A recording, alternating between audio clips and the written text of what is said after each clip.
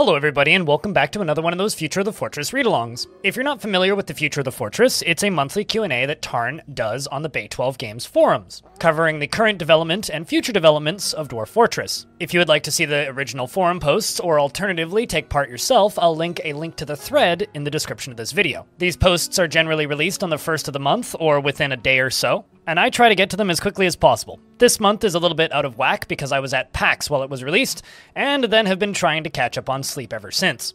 So I apologize for the late one this month, but hey, at least I've gotten some cool videos out in the meantime. We're going to start off with the Future of the Fortress Bay 12 Games report for September 1st, 2024. Toady writes, Adventure Mode beta work has continued. There are hardly any menus left to do, so we'll quite likely see our first Chosen and tutorial work started this month, along with graphics and audio work. I also have to get classic glyphs up to speed, tracking odor and stealth vision arcs. Just a bit more to do. We sold a little over 7,000 copies in August, and that appears to be the current baseline level, as we didn't do any big sales or events that I remember. And now we dive into the Q&A itself, starting off with a question from Wilder.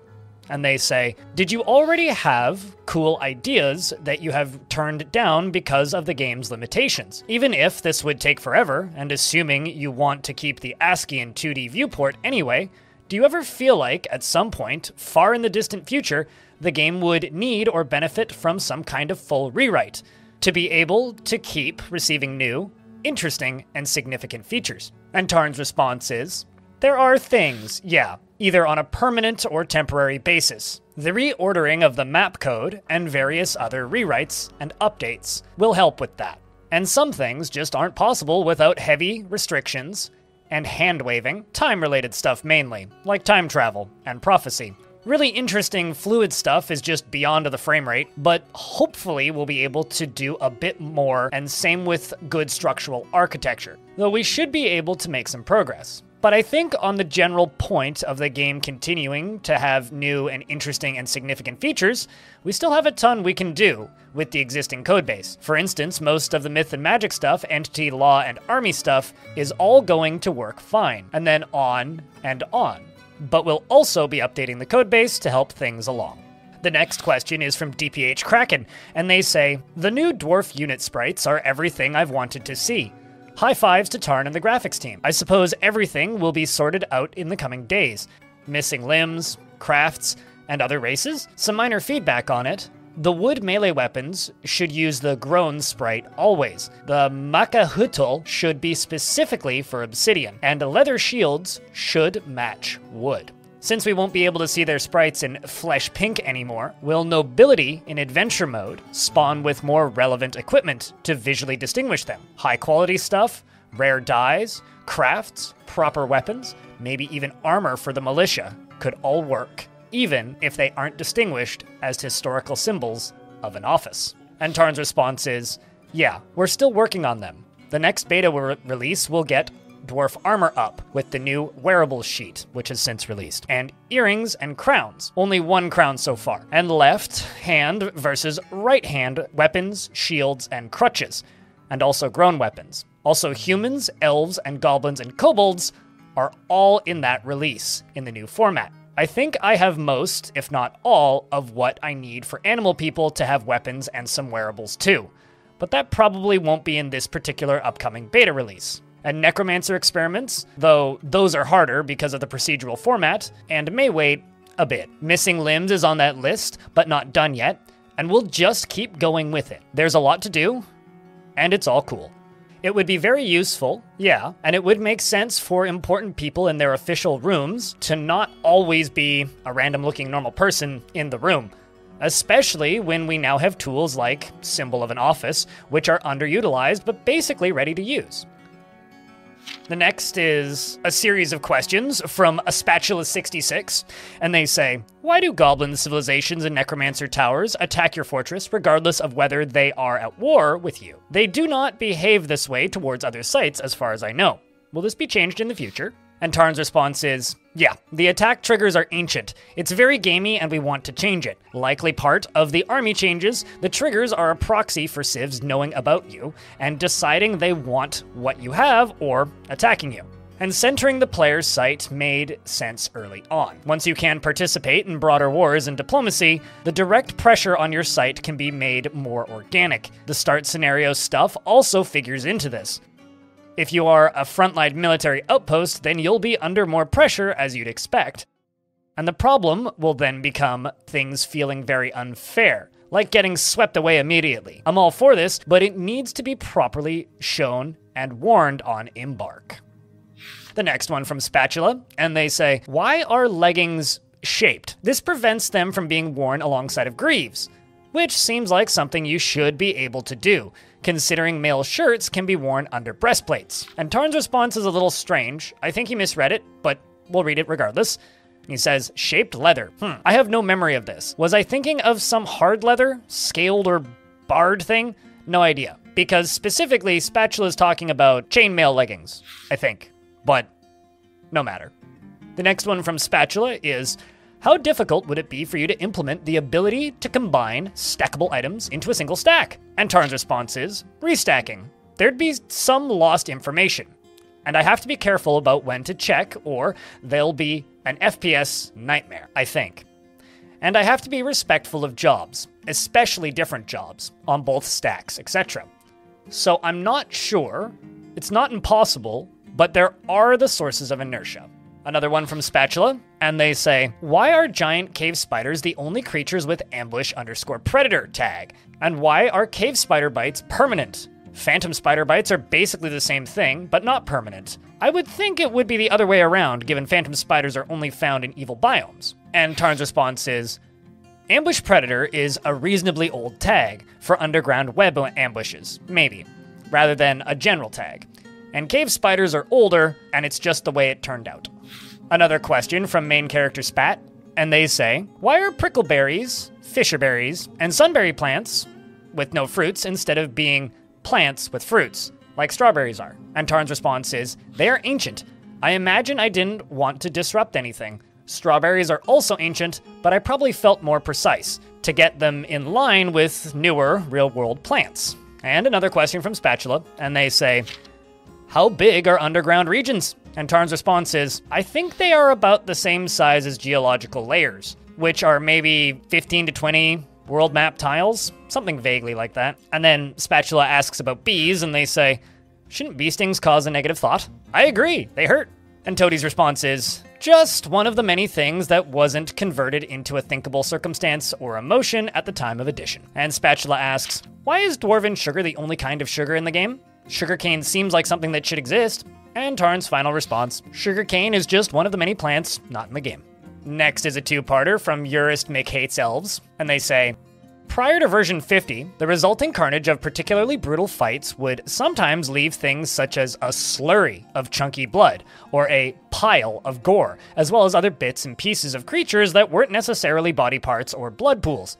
Since this appears to no longer be present in the Steam release, I was wondering if their exclusion was merely due to factors such as time constraints, or if they were officially out of the picture by design. And Toadie's response is, yeah, I remember that.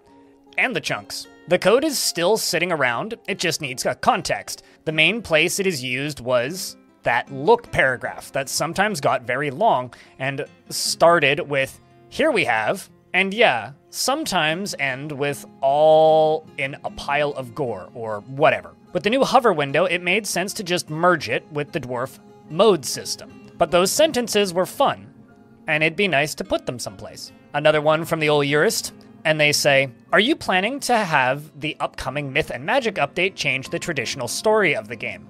That is, dwarves delving too deeply and greedily into cotton candy and encountering the circus.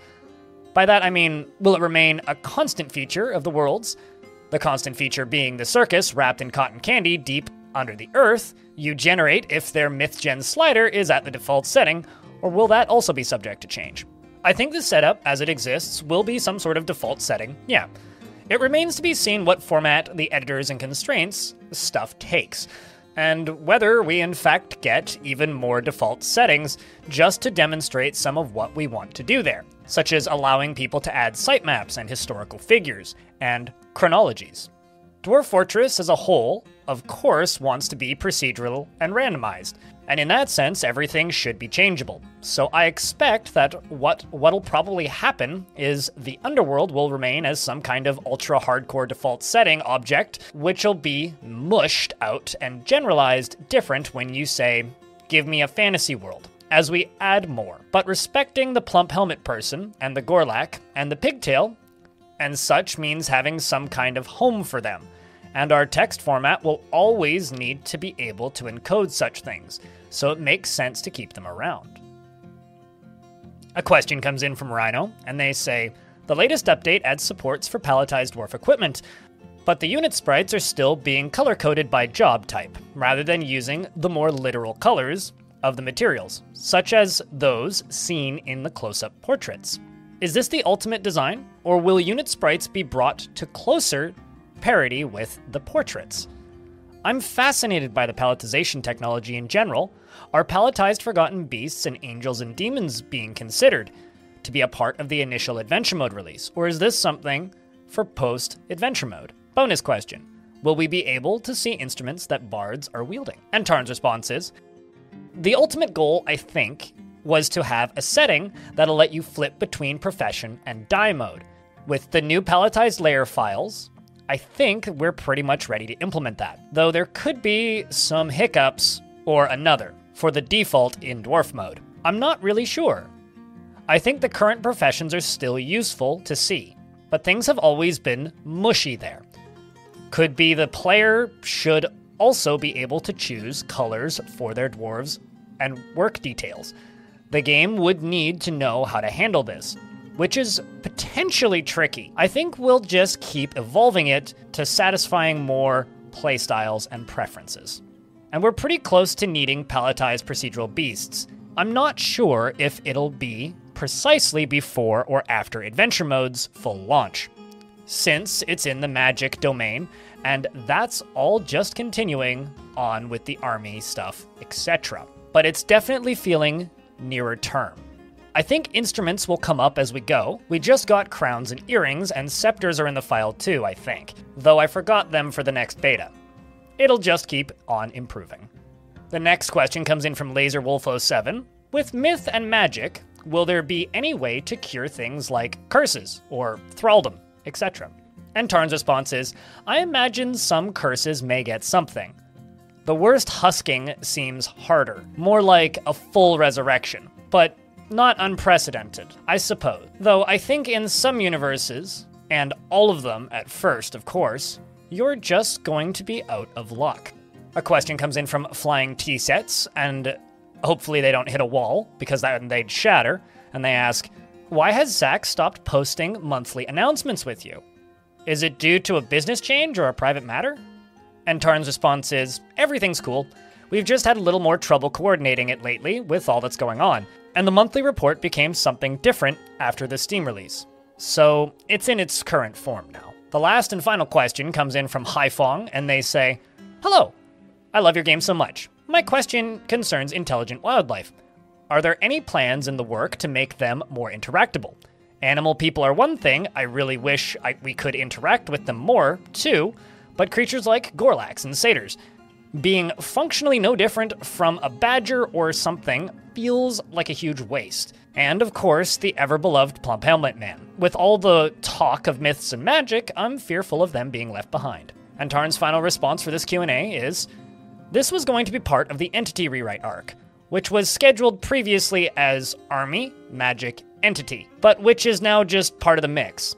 The realization of nomadic and subterranean societies and individuals, since the current framework doesn't support their overall context well, now that we are moving out of the ARC framework to try to be more flexible and releasey and branchy.